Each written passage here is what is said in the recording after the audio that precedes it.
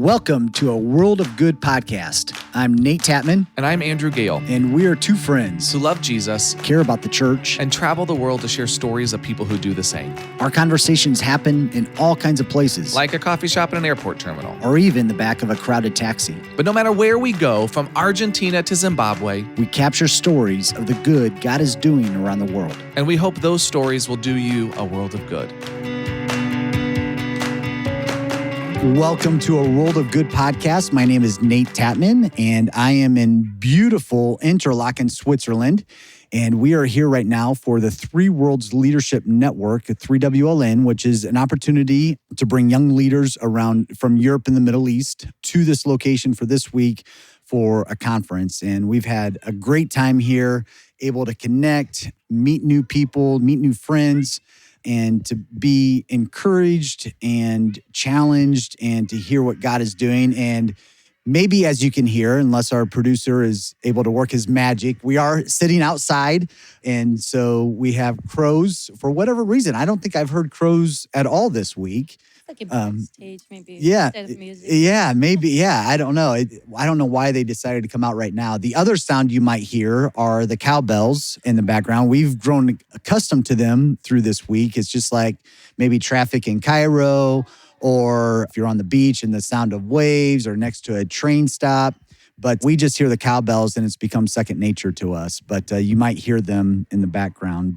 I'm here with Alina and Valentina, my friends from Ukraine.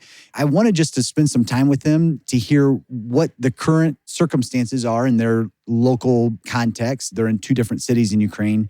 And then as they look ahead to the winter months, especially, what they are doing to help prepare for what's coming up next, and then how we as the church in the United States might be able to continue to come alongside of them and support and encourage. And so, Alina, Valentina, thank you for joining me.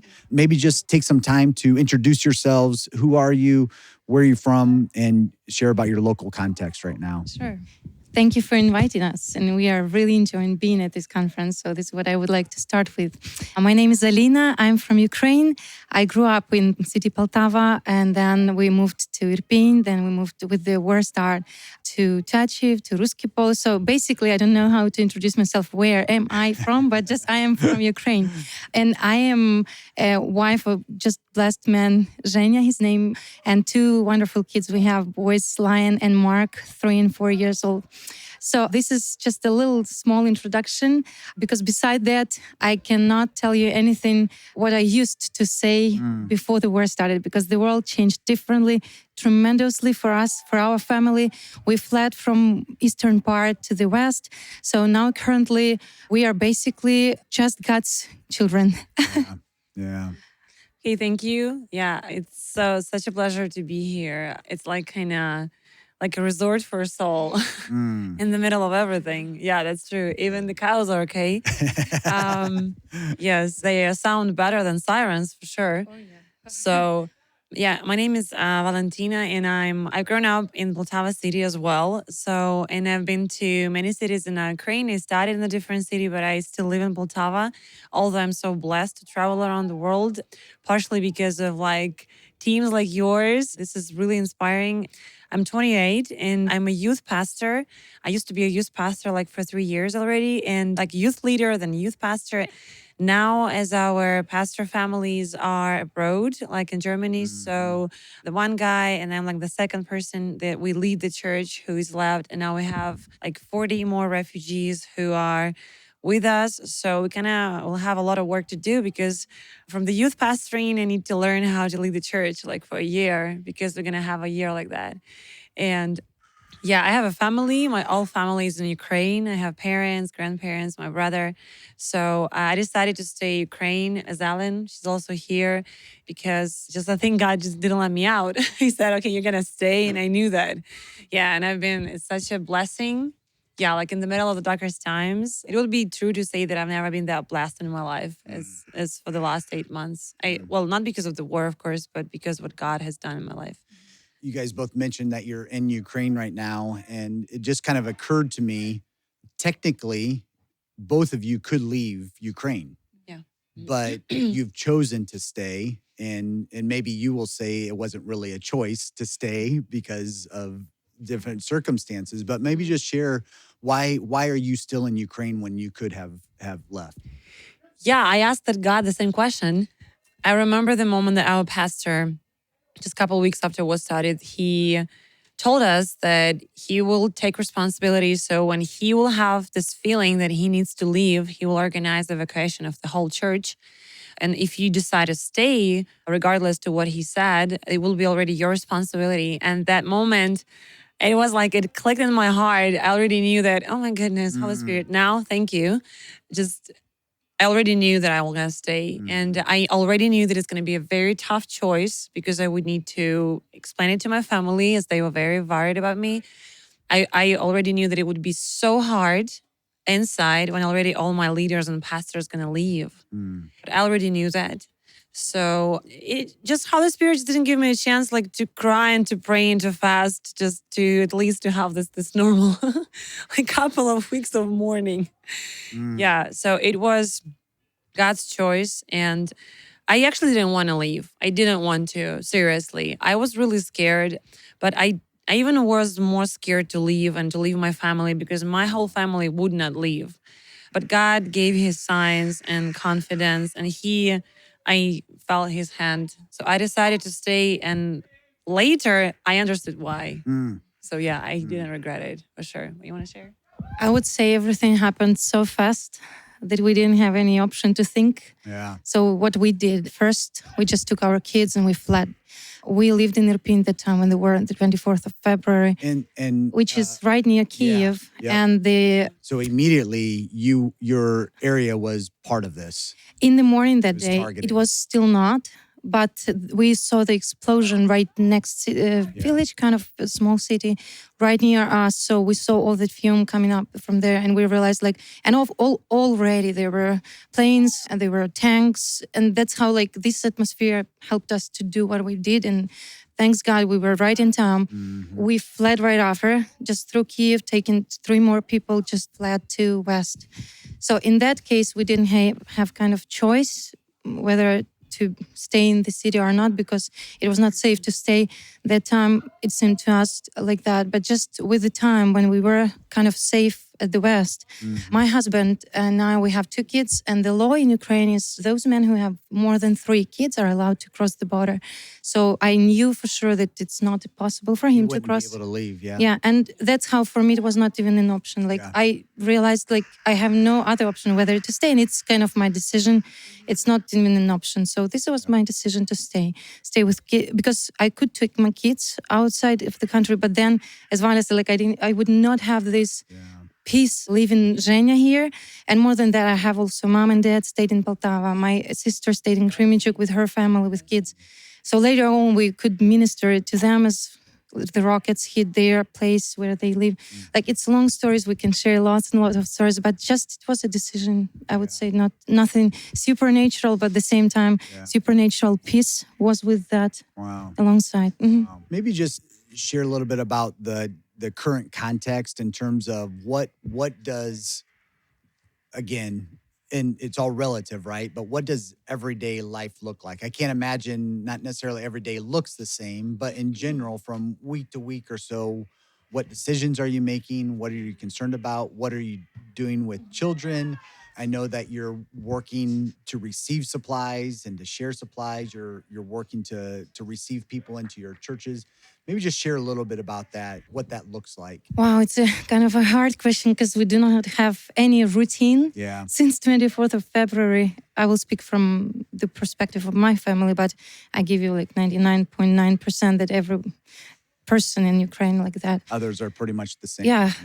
You never know what happens next, so you never know how to react next and what will you do tomorrow. But just for now, the first week we just were on the way from from east to west. Then the second week, we tried to survive with trying to find the hosting and food and just lots of people being together in one house. We are very grateful to the church who received us and to people who ministered to us that first week after the war started, because we came to an almost unknown city with nothing almost and just no place to stay. So they provided that at first. And then God was good in that also, that we didn't have any time to think or to grieve as much.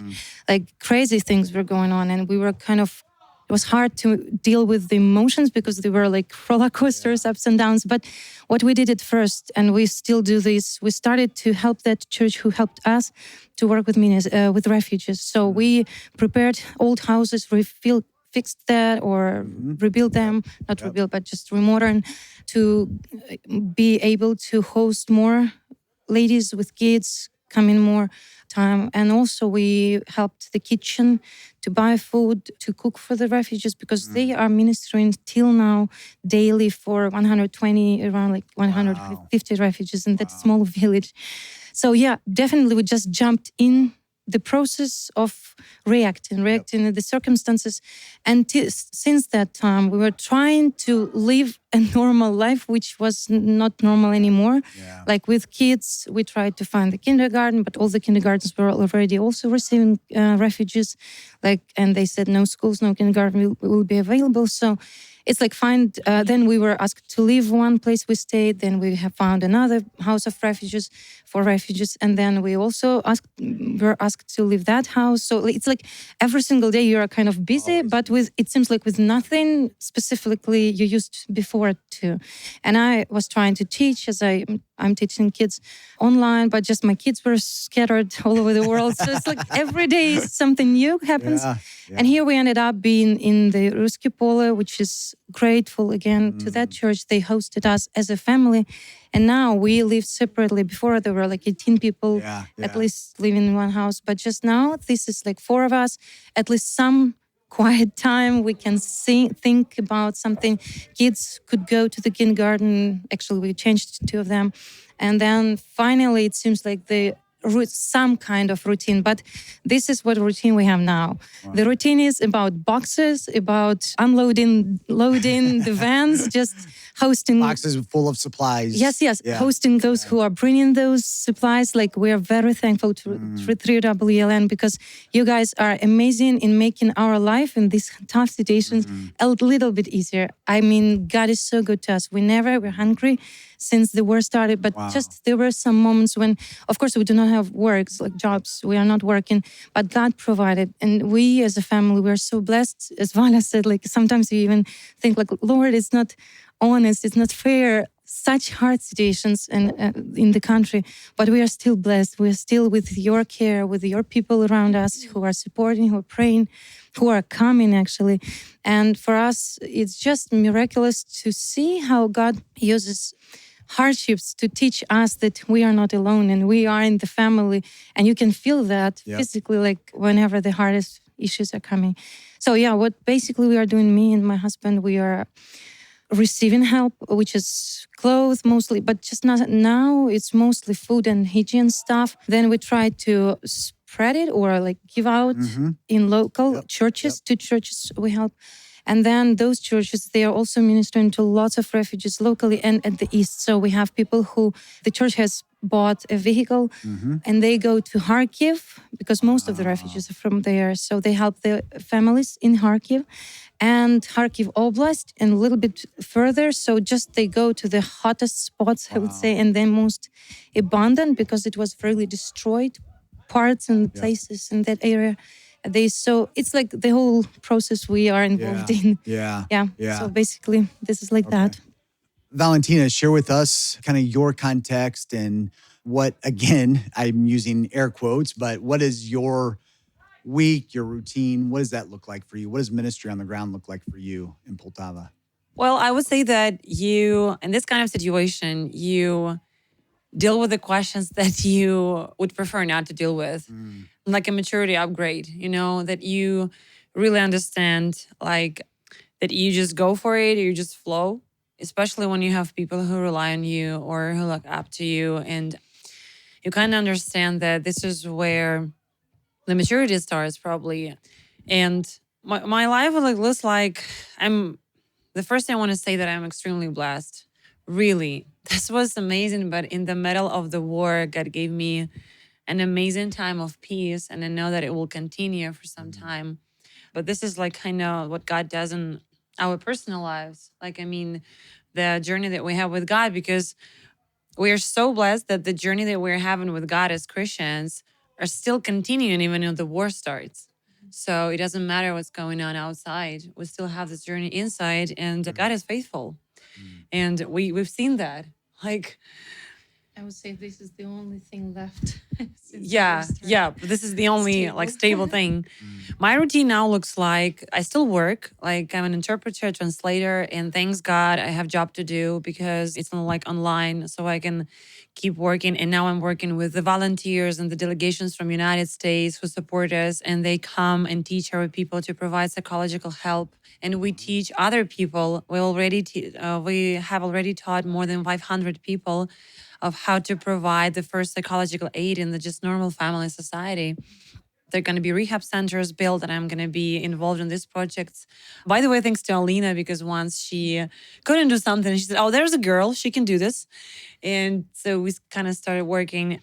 Now I have a lot of people in church, and you kind of really fast need to learn how to be not a youth pastor, but actually lead the people, lead the church. And probably God knew what he was doing when he gave me kids first, like 5 years ago, because we're all kids and all things work with us now. And I work, I volunteer, so I try to be involved in city projects that we still have. I am a part of a Steiger team, and we do evangelistic projects and try to get connected to the teenagers because we have a bunch of youth, like a lot of youth that came to Poltava is like in the horseshoe of other cities which were bombed.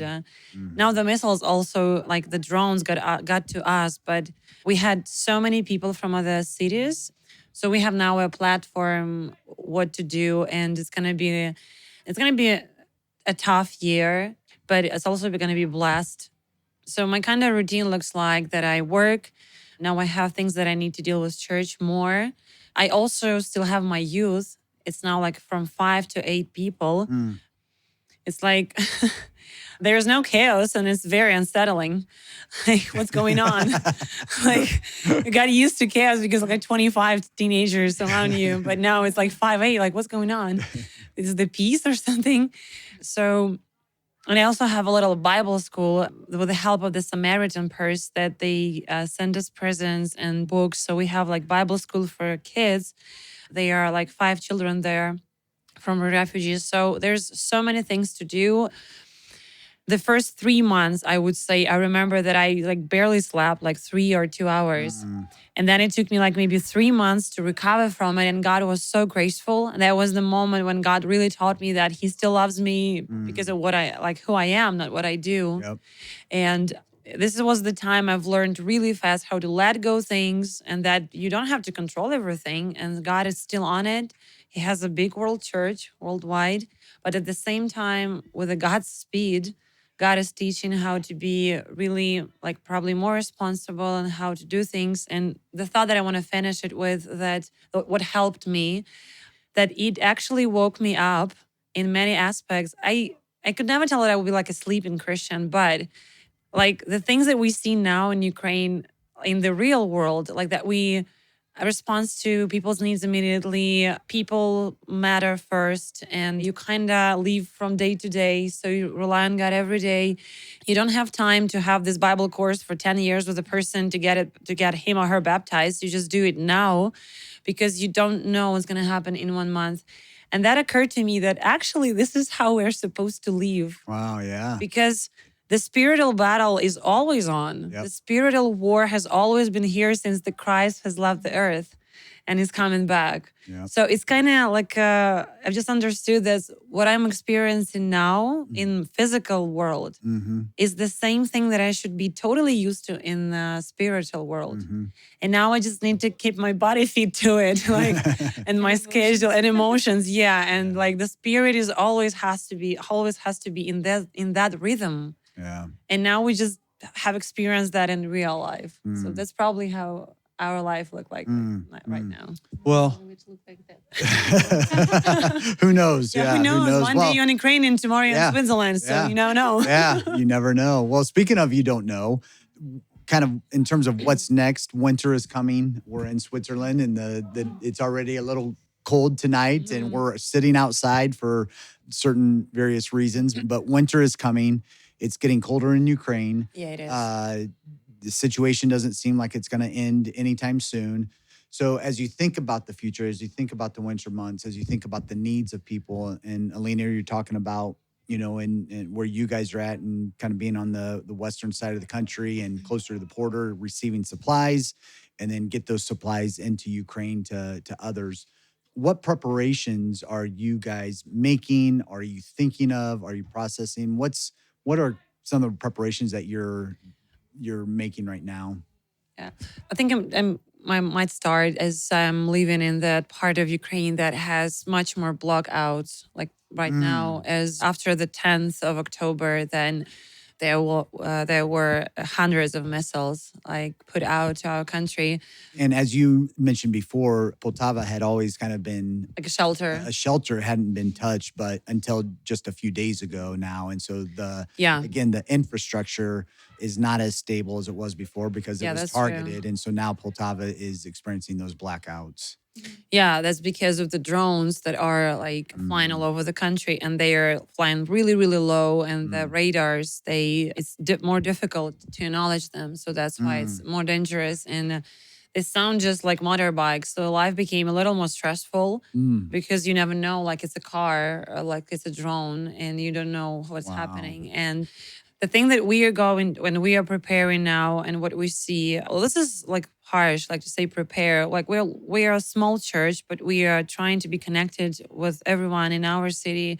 Of course, we are buying generators, and this is the first, like people already started do that before. So I think the generator supply will be the first one that we will like really, really need. Like if there is a question like, how can I help Ukraine? Okay, like one generator, like it's really a good help. Water supplies for sure, because we don't know, because water supplies are really connected to the electricity. And also we're starting to buy in these, like, I don't know how to say them correctly, like gas bulbs or something, so that you can cook. Okay. Even Yeah. like you're not connected, just fill it with gas and you can cook it on it. Yeah. So these things like lighters, power banks, candles, so probably everything, because we are, for example, our capital, the city, Kyiv, has like enormous blackouts. And my hometown, we have a schedule and we have different timetable of what part of the city works and what not, just to keep the energy. And I think that, and I don't think, I know that there are cities right now where people don't have the warmth already for half a year. So it still doesn't work. And people are still there. And our soldiers living there because they have to live somewhere. They don't just sleep on the ground. So they just live there. I would say that these heating supplies, besides of the military ones, of course, will be so important for citizens. Because I will not say that it's enough food. I don't know. But I know that we are really blessed as Ukraine by the humanitarian aid of a lot of countries. But this is what we really have. I think the solid push will be on all these things that can make you warm in winter and can provide electricity. Yep. So this is the main goal and the main help that can be provided. And also what I know from my friends, these are vehicles, because a lot of vehicles has been shot or destroyed because people are bringing humanitarian aid to the front line. And so everyone I knew gave their buses or big cars just to serve, and they can be already like destroyed or something. So like vans, like vehicles and an energy supplies, this is like the main thing that will be needed in Ukraine, like in winter. I would just add what we else do, additionally to what Valia said, because we do the same things. Just 3 more things I thought about. Like the first one is clothing, because refugees mostly come with nothing. So, and winter is coming. So, and even for soldiers, like socks or in underwear, which is thermal, is needed, and coats and whatever, like winter supply for wearing.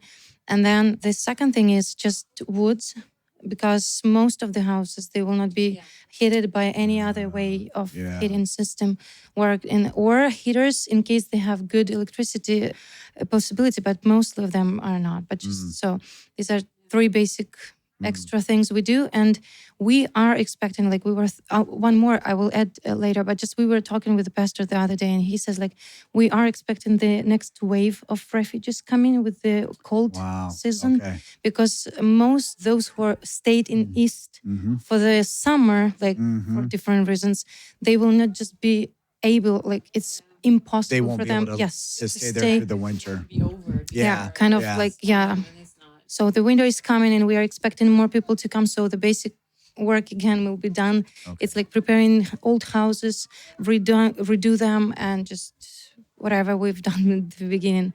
And one more thing, which is kind of an idea pastor's wife had, and we started to deal with it. It's to make a little storage in case of famine, because we do understand like sometimes it's impossible to sow, which will be impossible to take the crop later in a year. So her idea was to create this little storage in case we will feed at least with a little part of something and then survive as a nation. So we never know what to expect, but just we always think about the perspectives, what might happen, like maybe the next wave of refugees will come, maybe the famine will come, or maybe the shortage of everything, like about heating, so that's why we buy woods and just buying whatever, like it's as I said before, like you never know what happens next. So we do need prayers, and we do pray every single day. Lord, me and my husband, this is our prayer. Lord, prepare us for the next day, for tomorrow. We never know what will happen, but just we do want to not have panic, to have enough faith and enough clear mind of how we can minister. And also we pray that God will lead us in the place He sees us to minister to, because we never know like where we will be and what will happen next, but we do trust our Lord who has His idea of how to love people through His church. So this is basically.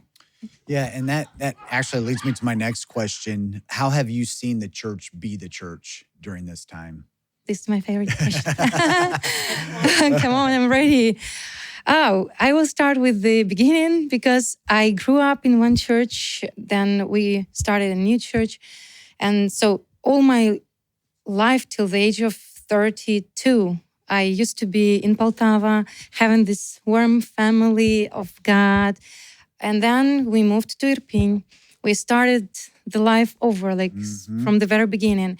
And here we were there only for 4 months as the war started. So we kind of like, we were in the church there already. We found a good church.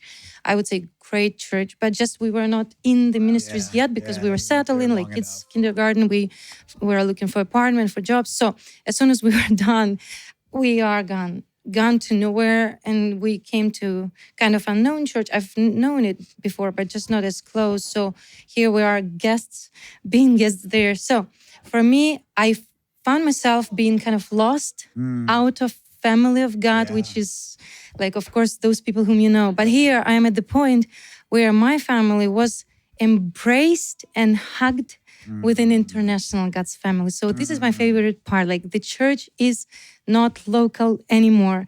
In Ukraine, the churches are so united now. They are ministering together, which was not before like that. Like each church had kind of like boundaries, boundaries. No, churches were open, but just they did their work. And here they do the common work together. So in our case, we found out being helped by just a gracious plan of Lord from the people of the whole world through 3WLN. Because when first Daniel came to Chachiv, and then Moni, Lasko, Patrick later, and others, they started to come. And I couldn't explain it. How could it be? Like, it's melting my heart, because this is how God cares for His people. He says, like, it doesn't matter where you are. It doesn't matter where you know these people. I know you where you are, and I will take care of you. It doesn't matter whom I will use, even from the other part of the world. So, yeah, and I was also mentioned before the financial also side of the situation. We didn't have jobs. But since the very first day, people whom I've met only once in my life, or somehow like believers I was helping to with medical teams or camps or whatever, Americans mostly, but just different parts of the world, they started to react. Like, what needs to have? What can we help with? So we were having nothing, sending so much to the needs to the east mostly, but even still here. It's like you never understand this, but what I realized, it's like Jesus. He had nothing personal, but he always gave, and it was just multiplying there. Yeah. So this is what basically was there. So we are really grateful to the Lord for our international family, which hugged us, embraced us with every prayer, with every support, with every supply, and just every financial help they provided. And especially to those who reacted right after, like Daniel, he came, maybe it was April, I guess. So it was like the time when the most needs started to appear, because at first churches had some stuff to serve and to minister to the refugees. But then with time, of course, like lots of the church I'm staying now, we are staying as a family. I would say 3/4 are refugees, 1/4, maybe like, From there. this would be the exact way to describe the situation. So much more refugees than the locals. So God used international family to feed his local family, to help his and warm his local family. So we are extremely blessed by you guys and whoever joins your vision and ministry of helping and supporting Ukraine. So we do need that and we do feel that. And we are very grateful and blessed. That's great. That's great. Valentina, I'm going to ask you kind of the same question, but a little bit differently. This podcast is called A World of Good. The World of Good podcast. And so one of the last questions we always ask is, what good is God doing in your world? And so, again, we're talking about chaos, destruction, war, conflict, but at the same time, experiencing God's goodness and blessing. You've shared that. But maybe just share a story or something personally. What good is God doing, or what good have you seen this? And it could be in the, how has the church been the church to you, or something else? There was a bunch of miracles. I will, just pick one. Just pick one. Are you ready for a 10-hour podcast? Here we go. This is an amazing thing that the church has been praying for revival for such a long time. And remember when Jesus came, all people, they were just in the middle of the Roman oppressors. So it was really a tense situation there. Yeah. So it kind of was a war. Like lots of conflict. Yeah, they were captured and people were waiting for God to release them in the physical way. But when Jesus came and the contrast of what was happening, he brought a completely different thing. So this is what I see is happening in our world now. That I will provide I shared this example earlier, but I can't not mention it because I remember when our church already was left with maybe 10, 15 people, and they were 90% of refugees in our church. And I come to the service time and I realized that the presence of the Holy Spirit is so strong and that our church has never, not never, but has not been that alive in such a long time because this is how it's supposed to be. 10% of believers and 90% of unbelievers. And that's what all the churches are experiencing now all over the Ukraine. And this is we could finally catch a glimpse of what it's like to be that first disciple church that appeared. Because that what happened. They were 3 disciples in one little town and 99 people. These 99 sheep. Yeah, this is true. And the good for the world, what I experienced, it was such an amazing thing the first month. Even before I realized all the seriousness and what was happening, I already got so many messages and so many saying just words of support or invitations to the homes. Come here, our doors are open. Even people I didn't know, but they were subscribing to me on Instagram or somehow they've been connected to me on some podcast or conference or some group we shared on Zoom, that we're all together. Yep. I still have some people who text me asking how things are. I didn't even know the people. I don't know them. And this is the power of that's what Alina said. This is the power, I don't know you, but I will care for you. This is something from heaven. This is not from earth. This is how God, because our God is so relational. Yeah. This is how it was supposed to be. And we've experienced, for me, it will be cheesy to say right now because I'm here, but for me, one of the, in my personal world, trip here trip here was like such a good thing for me, because Yeah. it was like someone took me from my apartment and brought me here.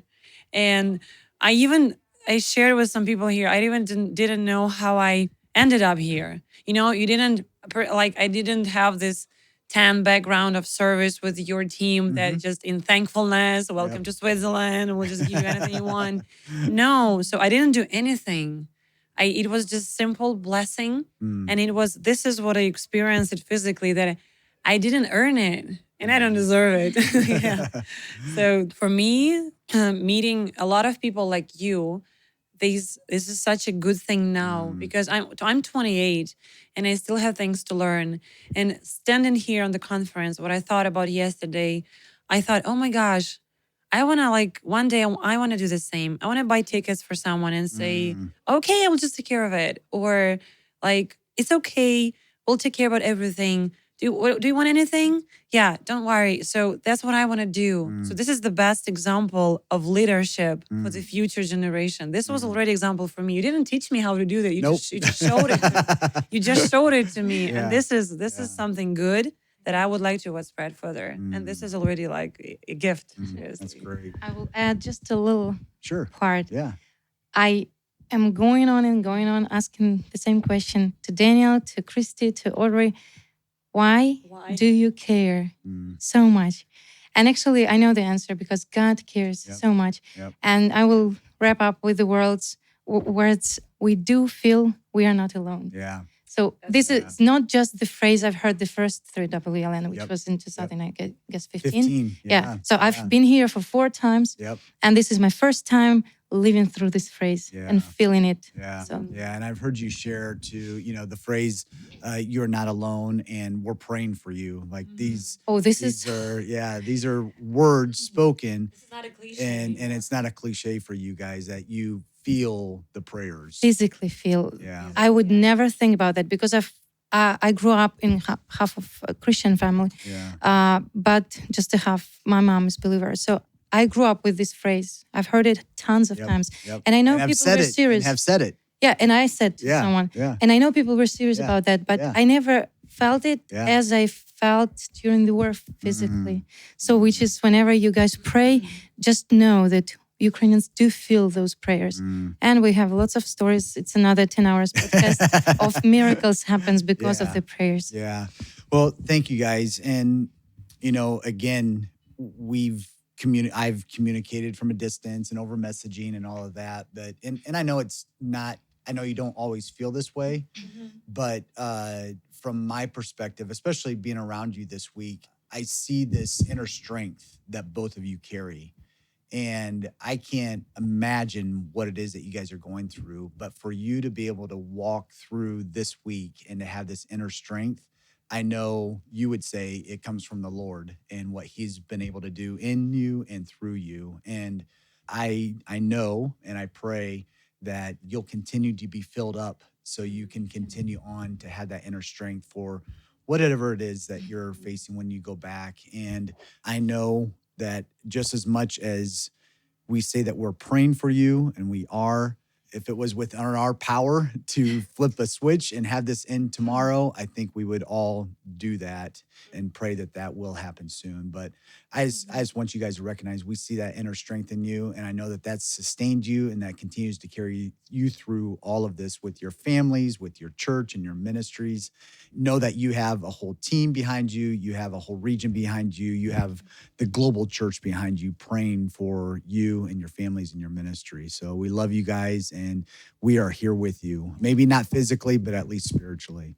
We feel it physically then. Let's got it together. That's great. That's great. I will add, it's not as easy as we are here smiling and telling these things. I know but that. we had just 2 options, whether to cry all the podcast long or just to smile. So this is a superpower of Ukrainians. Yeah. We can smile when we are crying inside. So just we do need those prayers, and we are very grateful for whatever you guys are doing and we're doing and will be doing.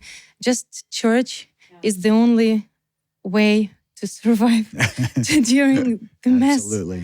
Yeah, this is what we just to add about this inner feeling, as Alan said, we would cry. We have a deal like, yeah, you cry, I joke. If things I've get, seen that. if things get serious, yeah, this is how we work. Whatever you need to do to get yes. through it. But this is like true. A lot of European people and Americans, I had already heard this thought that a lot of people didn't take it serious because Ukrainians now have millions and dozens of memes and jokes everywhere. But this is the very powerful thing. That's what I answered when I was asked about it. I said, we will have like a really, really harsh time of weeping and lamenting and crying afterwards. Now we need to be strong. We can't do this now. Yeah. I was asked why your son on Eurovision was so happy. Seriously. Yeah. One girl asked me, why didn't you take some slow and touching? And I say, that's because that's our weapon. That's because I've heard a very good phrase one girl said. She said, this is about our enemy. They said, they curse when they are in pain. Ukrainians sing when they are in pain. Wow. And joke. Yeah. Seriously. This is what helps us to get through because we will have a lot of time to cry over it. Now we just need to be strong for our families, for our children. Of course, we do that. We cry but this is really hard to process all these things if you will take it super, super seriously. Sometimes you just need really to trust God in this like childish manner. And this is what helps us to get through. This is true. Yeah, that's why we're sometimes so funny. And we are so funny anyway. But this is really what helps us to get through. So it's not like we're okay and everything is perfect. Yep. It's really a good mechanism to defend our hearts from this. And the scripture tells us the same way that the best weapon against what devil prepares for his people is joy. Yeah. Right? Yeah. So in the midst of the most harsh times, what did Jewish people do? They sang. They sang and they worshiped God in the middle of nowhere without any understanding. Sometimes God just told, like, now worship. And so that's what we're trying to do. So God says, like, now joke. That's what we do. Yes. Well, thank you. Thank you so much for taking the time to share. And as I mentioned, we are going to continue to stand with you and pray for you. Thank you, guys. Thanks for listening to A World of Good. A World of Good is a podcast production of Global Strategy and Church of God Ministries. Our theme song is Colorado by Leo Flores. If you want to join the conversation, visit us at Twitter at A World of Good Pod, on Instagram, A World of Good Podcast, or visit our website, chogglobal.org/A World of Good. And join us next time as we share more stories of good from around the world.